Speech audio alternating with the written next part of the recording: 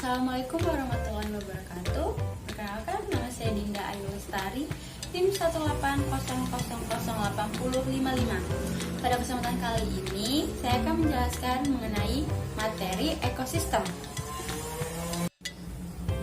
Oke, untuk tujuan pembelajaran kita kali ini adalah kita akan mengidentifikasi komponen-komponen pada ekosistem, kemudian akan menjelaskan tentang interaksi antara biotik dan abiotik.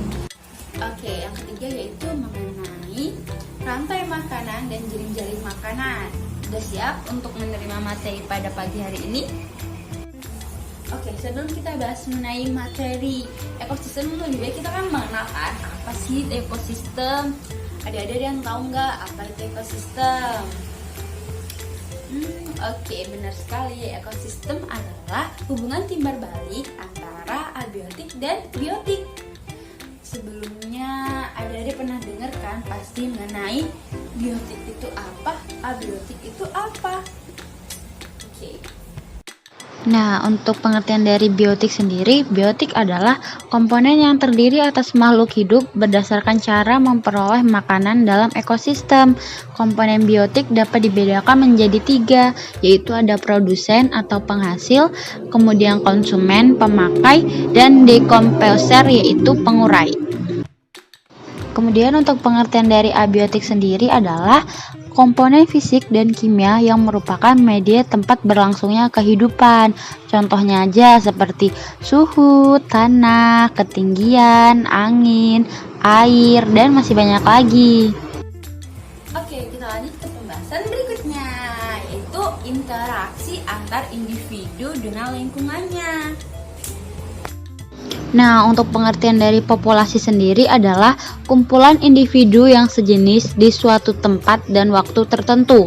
Pada gambar ini kita bisa lihat satu rusa atau satu individu rusa menjadi beberapa, yaitu kumpulan dari beberapa individu dinamakan dengan populasi. Kemudian contoh lagi ada satu individu pohon, apabila ada beberapa yang sejenis, beberapa pohon yang sejenis akan membentuk sebuah populasi pohon tersebut gitu. Nah, untuk pengertian dari komunitas sendiri adalah beberapa jenis populasi di suatu tempat yang akan bergabung atau berhubungan atau berinteraksi membentuk sebuah komunitas.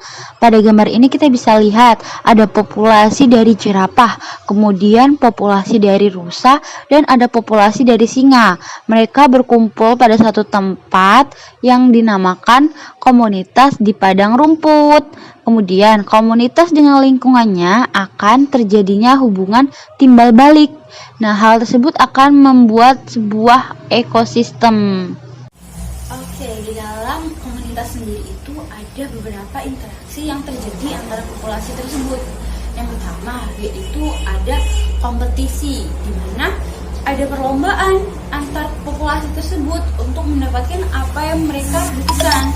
Contohnya saja seperti kayak sapi dan kambing pada padang rumput. Mereka sama-sama berlomba untuk mendapatkan rumput sebagai makanan mereka.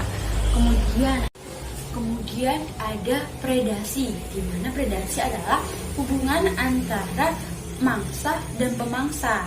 Kalau di hutan biasanya yang sering kita lihat di TV itu singa memangsa rusa kayak gitu. Itu contoh dari predasi. Kemudian ada simbiosis, di mana ada hubungan antara dua spesies yang berbeda yang saling berinteraksi. Di mana contohnya, simbiosis sendiri dibagi dalam 3, di mana ada simbiosis mutualisme, komensalisme, dan parasitisme. Mari kita bahas satu ya. Yang pertama tadi ada mutualisme. Mutualisme itu simbiosisnya antara satu dengan yang lainnya tuh saling sama-sama diuntungkan. Contohnya aja tuh kayak penyerbukan bunga dengan kupu-kupu. Kupu-kupu mendapatkan madu dari bunganya, sedangkan bunganya mendapatkan bantuan untuk penyerbukan untuk berkembang biak. Kemudian ada komensalisme. Simbiosis komensalisme itu di mana ada satu diuntungkan dan satu tidak dirugikan dan juga tidak diuntungkan. Nah, contohnya saja pada kehidupan ikan remora dengan hiu. Oh, sudah pernah dengar. Contohnya saja pada ikan remora dan ikan hiu, di mana ikan remora masuk ke dalam giginya ikan hiu, di mana ikan remoranya itu mendapatkan makanan dari sisa-sisa makanan yang dimakan ikan hiu, sedangkan untuk si hiunya tidak merasa dirugikan dan juga tidak merasa diuntungkan. Kemudian yang ketiga yaitu simbiosis parasitisme. Parasitisme itu satu diuntungkan dan satu dirugikan. Tentu tidak adil. Gimana contohnya itu pada pohon dengan benalu, karena menyebabkan pohon itu bisa mati akibat ada benalu tersebut. Kan si benalu diuntungkan karena dia bisa hidup dan si pohon lama-kelamaan akan mati. Dan interaksi antara ekosistem akan membentuk biosfer. Sebuah biosfer di permukaan bumi mulai dari dasar samudera hingga puncak pegunungan yang tinggi, serta beberapa ratusan meter lapisan udara yang di atas. Terdapat berbagai macam ekosistem yang saling berinteraksi antara satu dengan yang lainnya. Nah, ini merupakan contoh dari ekosistem darat. Ada bioma padang rumput, ada bioma gurun. Oke, kita akan membahas ke tujuan pembelajaran yang ketiga, yaitu mengenai rantai makanan dan jaring-jaring makanan. Ini kita bisa lihat.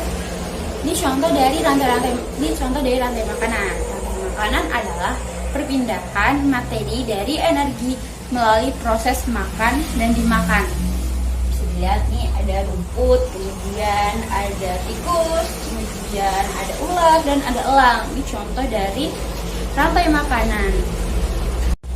Di mana pada rantai makanan tersebut ada beberapa peran, di mana ada produsen, ada konsumen 1, konsumen 2, dan konsumen 3. Jadi semua memiliki perannya masing-masing.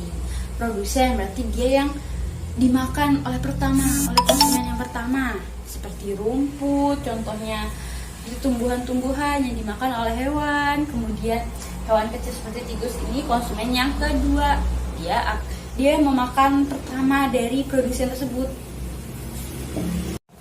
Kemudian ada jaring-jaring makanan. Dia terlihat lebih kompleks kan daripada rantai makanan yang pertama tadi. Iya, karena dia tuh lebih interaksi antara individunya itu lebih banyak, antara makan dan dimakannya itu lebih kompleks. Lihat nih, ada ayam, ada rumput, ada ular, ada elang. Ini merupakan gambaran keseluruhan dari ekosistem. Terlihat kan tadi kita sudah menjelaskan pengertian dari ekosistem apa, kemudian ada beberapa komponen di dalam ekosistem. Ada dua, di mana ada biotik dan abiotik.